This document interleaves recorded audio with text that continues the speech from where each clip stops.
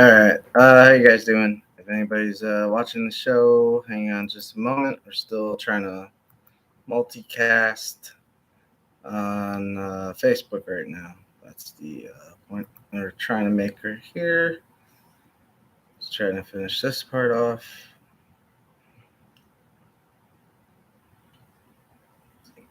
Okay. Now let's give it a webcam. All right. Now, not sure if this is it. There.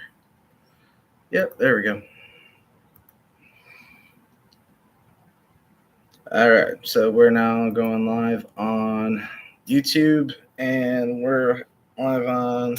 Okay, so discussion today was really going to be about the Better Call Saul ending and the void that this is going to create for television and streaming services pretty much everywhere. So, what I really wanted to see was does anyone really have anything to say about it? Like, do you really think that the House of Dragon is going to be able to fulfill that void and that hole that Better Call Saul has created?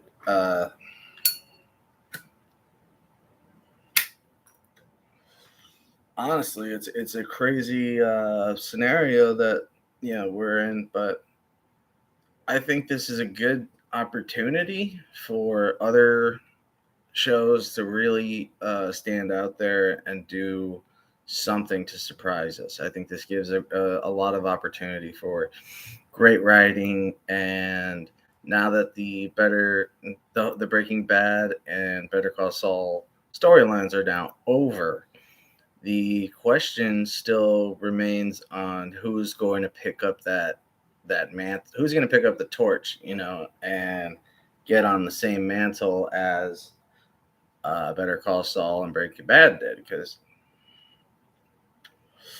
when you think about it, you didn't have to wait very long. I don't know which ones were. I don't know if we waited longer for the return of Game of Thrones. I think that wait was a lot longer than the wait for Better Call Saul when Breaking Bad had just ended. I believe it wasn't as much time passing by, and I really think that just shows the genius of Vince and David.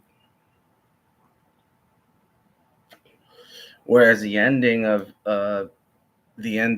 Game of Thrones was showing kind of that David and Dan did not know what they were doing. They were kind of given too much trust, in my opinion, than they deserved. I mean, before they took this dialogue and the storylines, a lot of it they took directly from the books.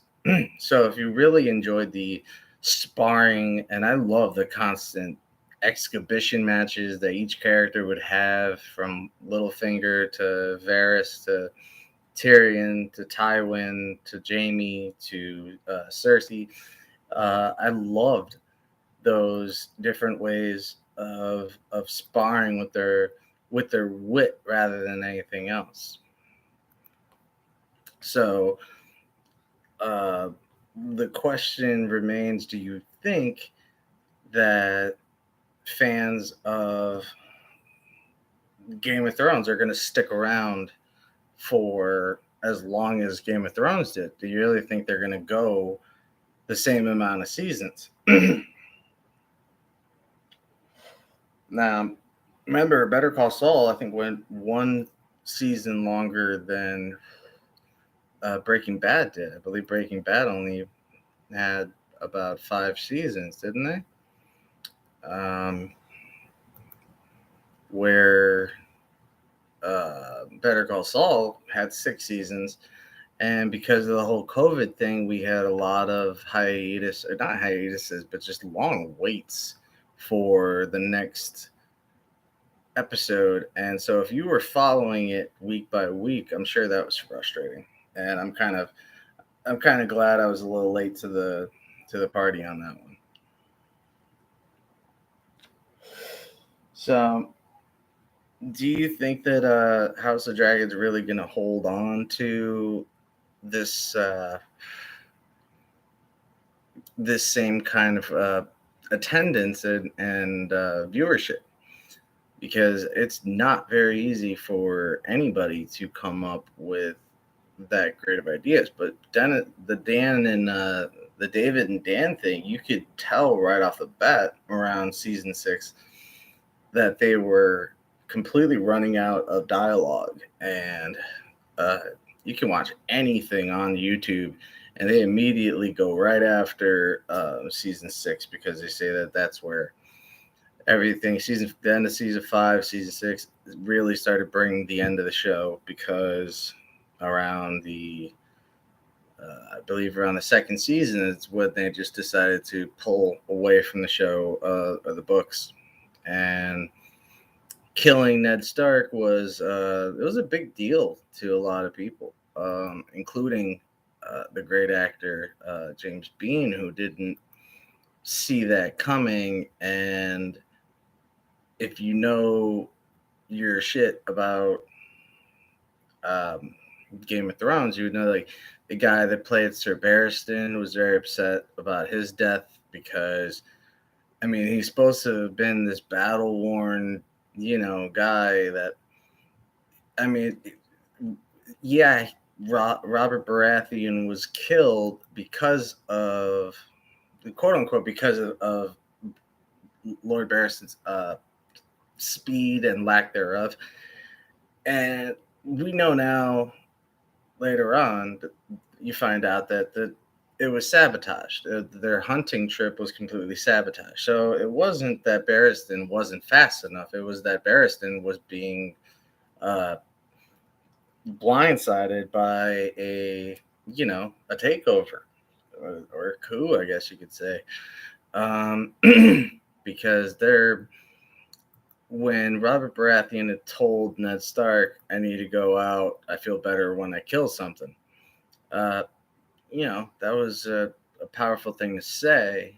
And you had to remember the person that went with him was the same person that was Cersei's quote unquote booty call. And so I really want to send out a poll on what you guys think. So let's try to do this. Um, because it's going to be a simple question.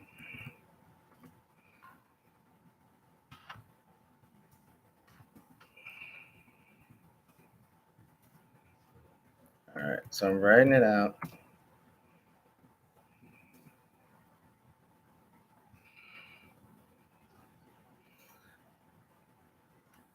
Okay, Better Call Saul.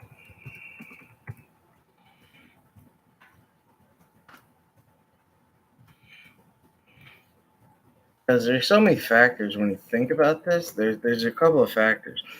You got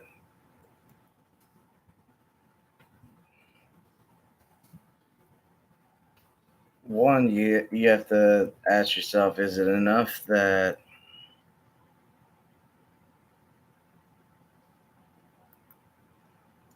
is it enough not only just to fill that void, but is it enough to keep those Game of Thrones fans on? Because I want to say yes, but of course I can't say anything because we gotta wait.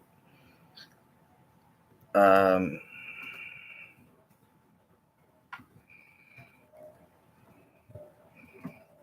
and right away, I would love to just save or send this out.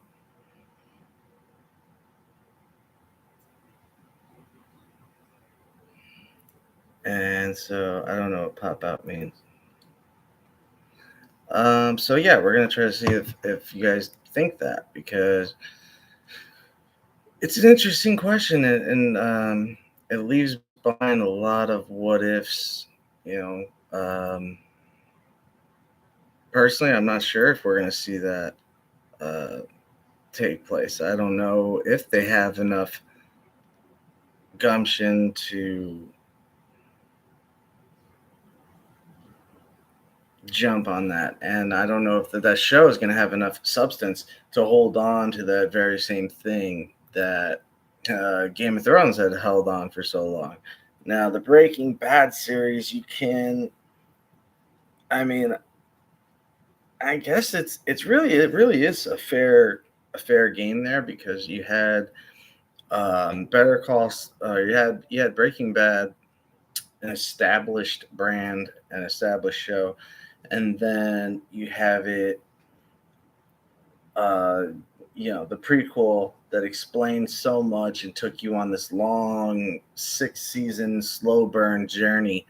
But at that same time, you had so many new things to worry about and new concepts and characters to fill in that void. And once again, their casting was absolutely perfect. Um, I think I read somewhere that if Aaron Paul didn't get the job, I heard that Vince and David were actually going to shelve the show altogether because that's how much they believed in the kid. And I think before that, the only thing he was known for was that Game of Jeopardy or Price is Right that he was on. Um, so again, any of you guys think that that's possible? Jump in the conversation. If you think any of that is actually, if you think anybody's gonna take over that, if you don't think that it's gonna be House of Dragon, what show do you think is gonna do it? Because, um, you know, someone definitely has to pick up that torch, and it's going to be very interesting to see who is actually going to do it. And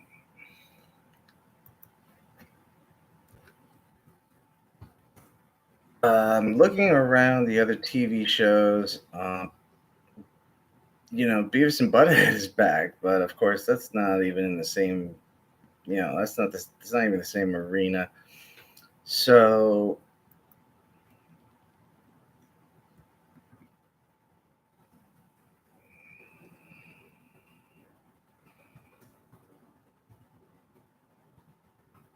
hang on one second.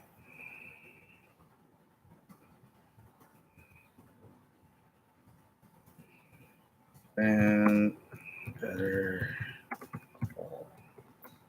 So, because you have the beginning of one and the end of another, which had me really worried because I was not sure if this was going to work out the way we wanted it to. And Breaking Bad was definitely a show you could not point your finger on and say, this is going to happen. I was right about a few things, and I'm one of those guys that I'm not trying to ruin the show for you, but like I'm the type of guy that is going to say what I think is going to happen next. And so many times they threw me through a loop, and I loved it. And that was great. And um, it was definitely that kind of emotion that it had the emotion that the show needed to have. It had the right everything.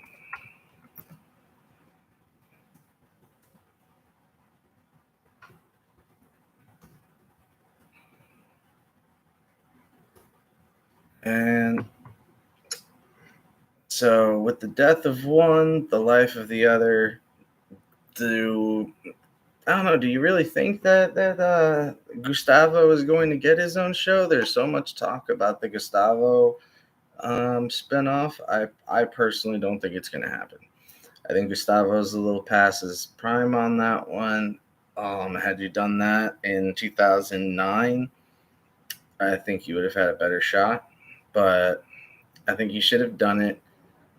I don't know. I think it should have been done around the time, like right after Breaking Bad went off the air. They should have done it directly after, because Saul, they made you wait a couple of years, so you would have had, 2 seasons, and then, get into uh the whole minutia of the following story, which was Jamie McGill's life and his trials and tribulations, which personally I think were absolutely great.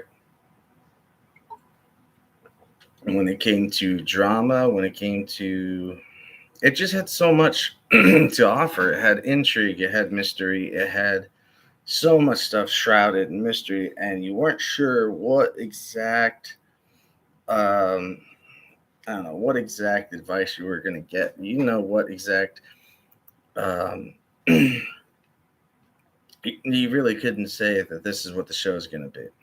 You know, killing off main characters right away is always a brilliant thing to do, so that way it takes you, it keeps you on your toes and makes sure that you don't know what's coming up next. And Breaking Bad did a great job of that. Better Call Saul did an amazing job of that. Now, when you have people comparing Better Call Saul to Breaking Bad, I will not say that it's not a fun thing to debate about, and I would surely love to have someone on the show debate over which side is better. And I think personally, I would take Breaking Bad side, because of the sheer fact that it had so much drama and so much action. And not that Breaking Saul was lacking in, it's not that they were lacking in any way, shape, or form. They were simply a slower burn, because I mean, Breaking Bad had scenes where it went 5 straight minutes of just establishment shots, and the overall tone of the household. Like, they would show uh, uncomfortable silences, a lot of stuff that I thought could have been edited out. And because when you're watching a show like that and you care so much about every character, you're always wondering, why don't they simply, do this or that? And but it made you care so much about the characters that the story itself didn't even have to revolve around one person, because you cared about everybody else. And even though we knew where the deadline was going to be, we knew what the all in all was going to be, we did not know how we were going to get there. And they did such a great job of doing that. Now, in the first series of of Game of Thrones, um, I really loved how the first season took it as a crime drama. It was pretty much like a mystery, a Sherlock Holmes kind of thing, where we're following the detective, who's Ned Stark, and the information that he digs up. We're along for that ride. We're attached to him. We're looking right over his shoulder, and we're learning what he's learning at the same time. House of Dragon has more of a feel like, I don't know, like they already know what they're gonna do and how they're gonna do it, and it just seems like they're so far ahead of us that it's not necessarily, it's just not necessarily the same thing. Nevertheless, it's still something to think about. Um,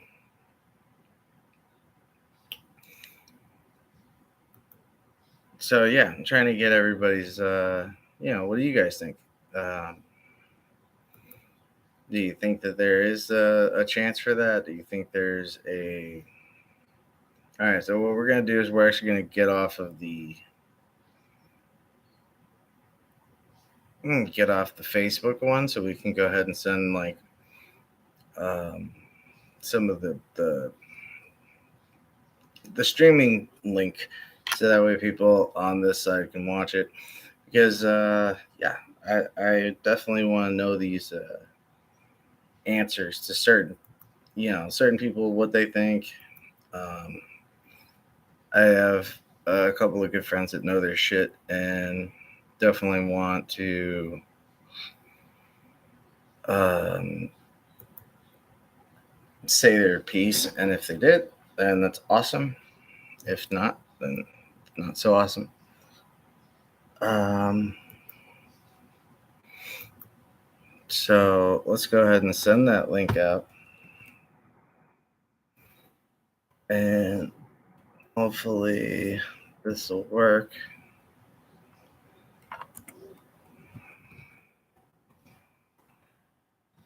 On YouTube.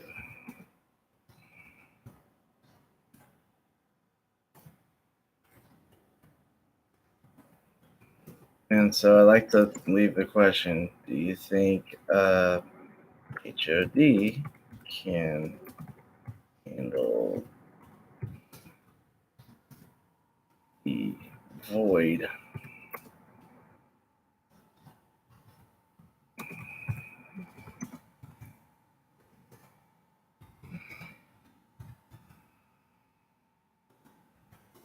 Another thing is is some I find hilarious.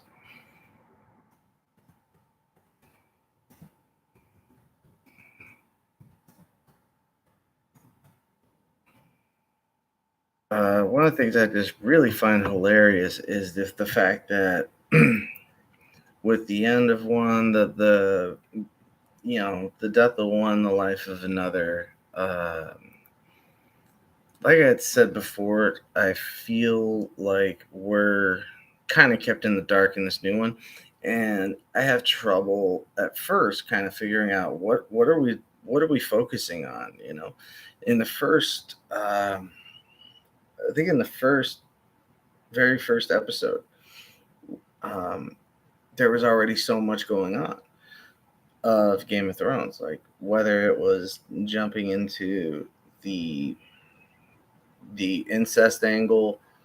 Of course, I'm not saying I don't mean the first episode, but the first season when it had that incestual angle, and as he's discovering all that, and then killed off in the second season.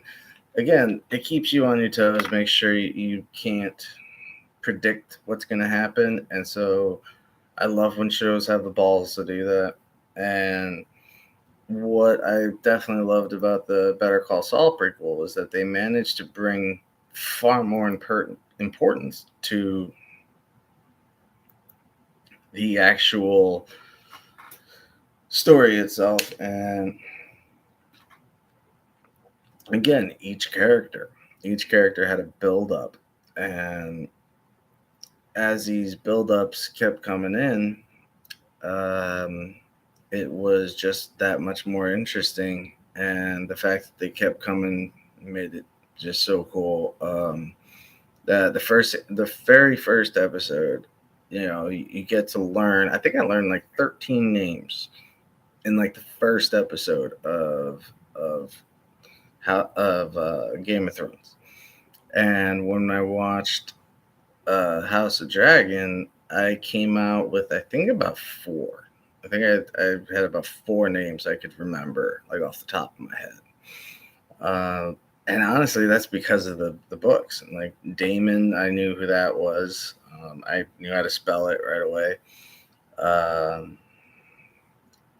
but uh, I'm trying to remember the name of the actual king. Viserys. I thought he is all right. I just didn't understand why the importance towards having that male heir that they kept talking about. Like, I didn't understand why that was so important when we didn't even have a idea of like, is the guy sick or is he dying? Is it just the fact that you're supposed to have an heir at a certain point? I mean, he didn't look old, and he certainly didn't look old to the point where he probably can't have children. I mean, David Letterman had a friggin' kid. I mean, when he was like in his late 50s, I think. Those are those change of life babies or whatever they're called. And so that stuff does happen. But as Nedard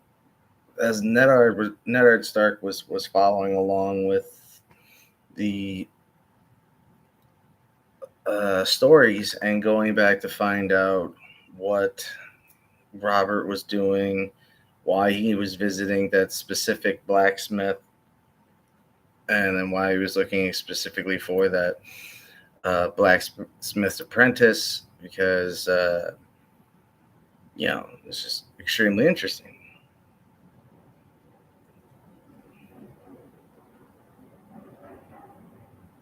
And what's it called?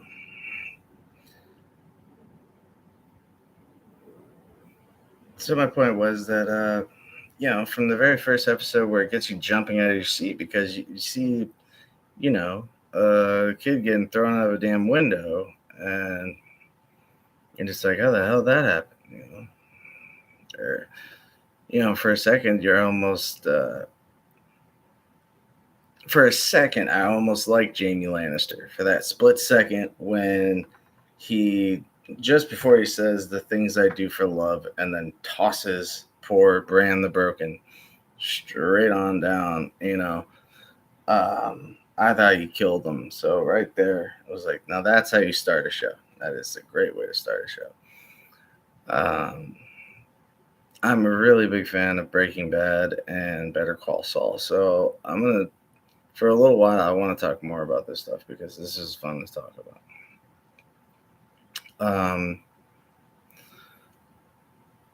So yeah, let's go ahead and get the graphics from the Streamlab. I'm going to go ahead and put that up, and maybe we can see if I can get any more people to talk about this stuff.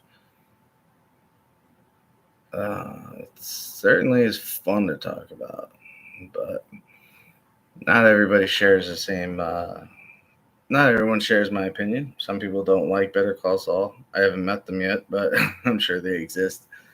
And this is never mind. This is 27 minutes into the show. I think that's pretty much that's what I wanted to talk about, and unfortunately, I've been let down by a low audience again. And just looking for somebody to watch this shit with me, and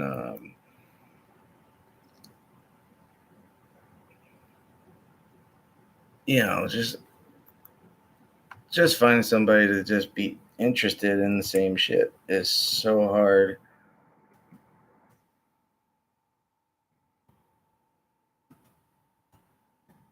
Because that's the whole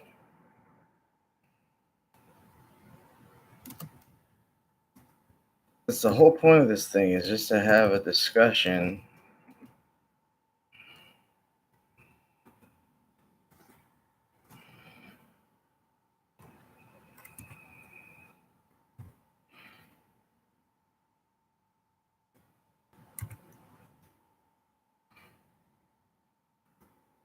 So I'm just gonna keep that up for a second. So yeah, this will be a slight intermission, I guess.